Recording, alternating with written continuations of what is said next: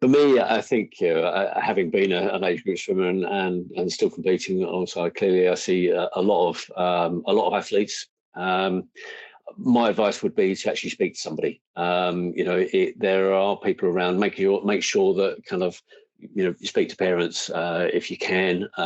Speak to a peer. Speak to somebody who you trust at a position. Potentially somebody in a position of trust at the club, and that may be the welfare officer.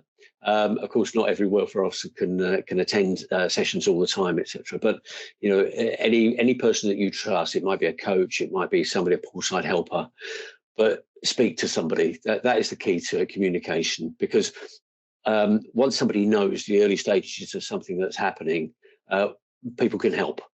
People are genuinely want to support. Those that perhaps might be self-harming. The stance is not to actually bar you from the sport in any way. The stance should be to actually encourage you to continue to come to the club and actually see your friends and involve yourself in the activities which you want to be part of, and the club should be supporting that. So really, it's actually making sure that you communicate with somebody, speak to somebody. Obviously, there are.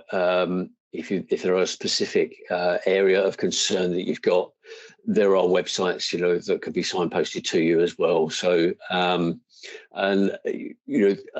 thing I suppose I want to reassure athletes, really, young athletes, is that actually the key to it is actually that the organisation, the governing body, the club itself, should keep that information confidential. And shouldn't be circulating that information. So it will be a very, very limited number of people that know, but will still be able to support you. So it won't be club chat. It won't, everybody won't be told about this.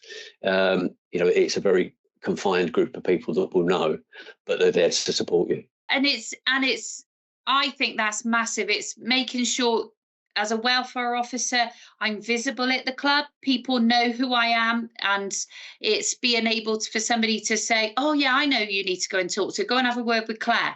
That's the key thing, and never judge, never assume, never put make assumptions about things. It's every swimmer's story would be very different, and so hopefully, that there will be different solutions as well, which would vary depending on the swimmer and the situation they're in.